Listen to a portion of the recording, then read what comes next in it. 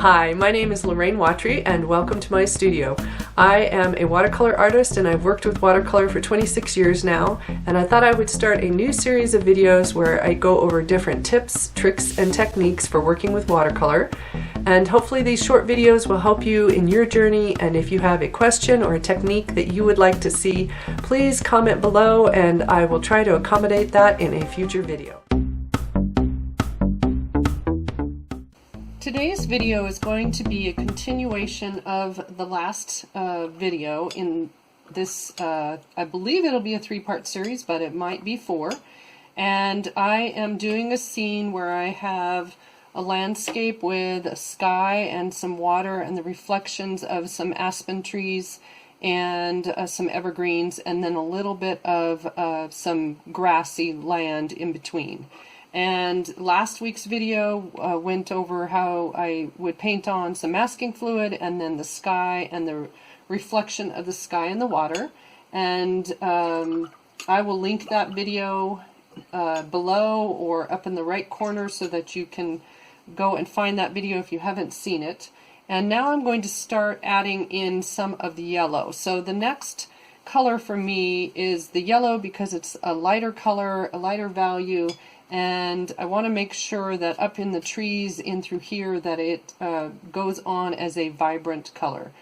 So I have out on my palette, I have New Gamboge, some Hansa Yellow Light, or sorry, not Hansa Yellow Light, this is Aureolin Yellow, and it's the Holbein's hue, and then I have Cobalt Blue. And so I will be mixing some of the yellow with the cobalt blue in places, and I am painting this on dry paper. And I could, if this was a bigger scene, I could add some water spray to the paper in order to get little tiny openings, and the water spray would help me to kind of blur and blend some of the colors. But because I am doing this as a smaller image, it doesn't really work well to try to spray the water in those areas. So I am just painting it on, and I'll be leaving some openings here and there for the white of the paper to show through, and just blending these colors together. So I am using some cobalt along with the yellows in places to make it look like the aspen are slowly changing color, and some still have some green leaves on them. So a little bit of variety of color here and there. And I am looking at my edges because there are evergreens around these aspen, and I want them to have the feeling like the leaves are bunched together in places but are peeking through around and over the evergreens in places too. Just a little variety of color, and I'm using mostly the tip of my brush. Every now and then I can go in and use the bigger part of my brush, but I want to work with the tip partly because I want the marks to have the little tiny dots and things here and there on the edges for the leaves of the aspen. And I will probably add just a little bit of some Quin Rose in a couple places so that the aspen will get almost orange. So I'll use a little bit of Quin Rose now so you can see that color mix. So this is the Quin Rose with some of the New Gamboge in it, and maybe just a touch up in here. And I think that's a nice addition. Now over in here, there's a big patch of the aspen right in there, and one of the things that you can do is you can just dab some water on with your brush so that you end up with some random places where it may have hard and soft edges. This one does have a little more of the green toward the top. I'll go into my cobalt with the Aureolin for that. And then when I hit one of those areas where I placed the water, just kind of dabbed it on there, the pigment will move and blend and blur and sometimes create softer edges that can give you a nice feel. Now it's very similar to using a spray bottle, but it's not quite as random, and generally we can't make the spots of water as small as if we had spritzed it on with a spray bottle. And I don't want to leave too many white openings because I want it to feel like there's some areas where the light is shining through, but I don't necessarily want it to be like a sponge in its look. And then every now and then I'm going to go clean my brush and make sure that I'm using some nice vibrant color. It was getting more muted in here because I was using a blend of some greens and yellows, and so I wanted to go clean my brush and make sure that it's nice and clean and vibrant. Okay, so I used a little bit of the Quin Rose right there, and just because your photo may be showing you specific colors or values, don't feel like you have to exactly copy whatever your image is. Even if you're outside painting on location, which I do here and there, you should always feel like as an artist you can make adjustments and you can vary what you're seeing in order for it to work better compositionally. Okay.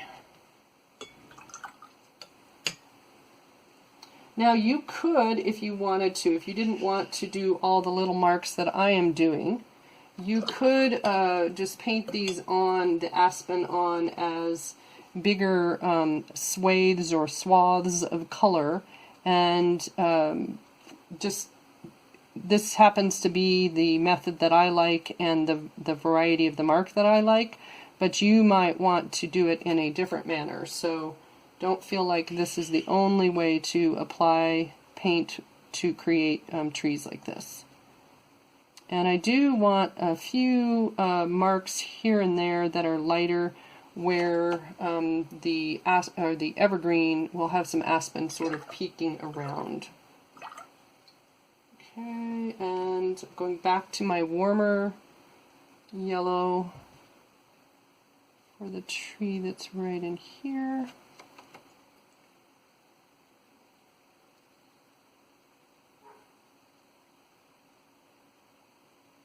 That is a little bit heavy with pigment right there. I want my color generally, I like it more on the transparent side rather than the opaque side. It's just a personal preference, and so I like where the paper kind of glows through the paint a little bit more, and so that's why I lifted that a little bit right there. Marks here and there of the orangier color. And then I'm going to do the same thing in this section where I just dab some water sort of randomly, so you could literally even just kind of look away as you're putting this on, because I don't want to be too even with my application, because I'm trying to mimic a spray bottle which would not have an even application. And then I'll go back into my color, and when I go to paint the color on, if I have sprayed with some water, or if I've done the placing the water droplets on like I just did, I try not to go and look for the areas where I placed the water. I just let it happen naturally and let the paint find those little droplets of water, and usually what happens is it will give you more interesting marks than maybe you can create yourself, because it kind of pulls at the paint and makes interesting shapes. Alright, so I'm going to finish up right in here, and I need a little bit of green in this section. when I use the New Gamboge with the cobalt, I will get a warmer green and kind of an olivey look to it than when I use the Aureolin. The Aureolin will be more of a cooler green, a kind of a limey green color. So this is the Aureolin, and it may be hard to see on the video, but there is a little bit of variation in those two colors there. Okay, and a little bit more down in here. Alright, so now I have kind of the first pass on all of the aspen right in there, and I want to go put some color back in here. For the trees that are more toward the middle ground, or I guess it would be the background, these guys, I'm going to use kind of a mix of the two yellows, and I'm not going to worry about making little light areas in between. So this is going to be sort of a massed shape, and I will vary the color here and there. So this is considered scumbling, and scumbling is used in a variety of mediums. You can use it in lots of different ways, but basically it's just using your brush in such a manner that it's sort of random, and you're just putting the paint on and letting color kind of move and blur together to create the shape. And let's see, I'm going back to a little more of the New Gamboge because it feels a little warmer to me, and in the scene it feels a little warmer. Alright, and I think I'll go into some green in a couple places here. Now I am leaving a few openings here and there between the yellow, just to remind me that there will be some evergreens in those areas, but you could literally paint color in almost every area on here, except that I am feeling like the evergreens toward the background are not as vibrant. They are a cooler olivey green color, or a more slightly muted olivey green. So I don't necessarily want yellow behind them.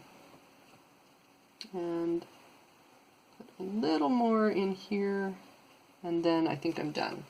Okay, so I have that first pass on all of the trees in that area, and now I'm going to put some color down here in the water to mimic those trees. Now, to do it this way, I started by wetting the area, and then I put my blue in. Well, now I'm going to wet again because I want to make sure that my yellow has those blurry edges that I got when I put the blue for the sky in. So when you do this, you need to make sure that this is dry. So this is completely dry down here, and I am going to take clear water, and I will place the water up into there's some mossy or algae and some leaves kind of floating in the water, and so I'm going to place the water up to that area. And I'm going back over my blue, and I just want to gently go across it, and my color is not lifting. So depending on your particular pigments, generally you can go back over them, you can do layers and all of that without having to worry about it. Now this is a little wetter than I want it. If I put paint on there right now, in fact I can put a little bit of color, and I'll even add a little water to it. If I place some paint on there right now, it could move too much. It's going to really move if I am in an area that is wetter. So, or if I have a lot of water and on my brush. So I am going to give it just a few seconds to start to dry, and generally I want to get my color out when I'm doing wet and wet prior to doing the wet and wet, but I'm going to give it a few seconds to dry a little bit more, and I will get more color out. Now this area up here, it already has gone a little flat. It is not shiny anymore, and in order to make sure that I can get my reflection in, I'm going to go back over and just come down the page with my water to make sure that this area is not too dry. And then I'm going to start over here because this has started to dry, and I'll use a little bit. So I want to try to mimic some of my colors that I used prior. And this will not be the only thing that I do in the areas that I'm painting today. I will be doing more layers over these areas, so this is the first pass, and this is just to give me some information and kind of a base coat of color. And a little bit in here. And I want to, as I said, I want to copy sort of some of the color that I already had up above down here, and I'm seeing some of my orange, and then I did have some green, so I'm going to go clean my brush and go get a little bit of the green for down in here. And so I think everything's working okay. This is starting to get a little dry in here, so when you're working wet and wet, generally you have to move a little faster if it has started to dry. So you just have to kind of be aware, and sometimes when you're working wet and or trying to figure out wet and wet, the best thing to do is just try some samples. Try a painting where you just paint some water on and play with applying color to that wet area, but don't necessarily feel like it has to be a completed painting. Just go and learn about what the water and pigment does, and really pay attention to the surface. So if you were trying to learn wet and wet, it's the moisture level on the surface and also in your brush and on your paint that can make a difference. Alright, so I want to put a little bit of that green, mimic that color, and then I think I want a little more orange at this top edge up here. Okay, and then as I come over to this area, then I'm just going to try to sort of get some similar shapes.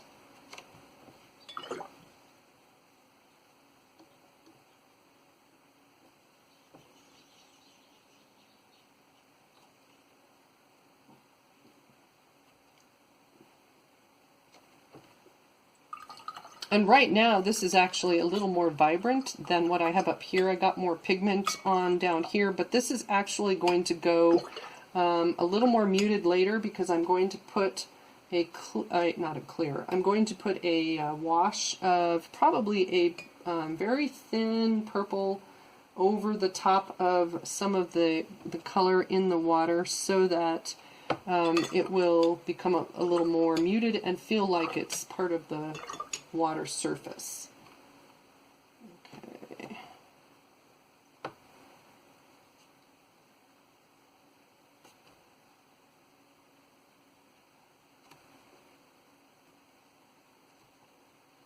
And this is starting to dry right here. I'm starting to get hard edges. So I am going to take a little bit of clear water on this brush. Just make sure my brush is clean. And this is a little, maybe not the best thing to do if you're still learning watercolor or still learning wet on wet techniques, but I am going in and just softening those edges now. And I placed a little water right in here, and I think it's not going to be an issue because the blue was dry prior to me painting this layer. If that blue had been wet, then that new water could have pushed against the blue and caused a bloom to happen. And alright, so I am going to pause the video there, and that gives me a first layer on the trees and gives me a good idea of how the reflection and everything is working.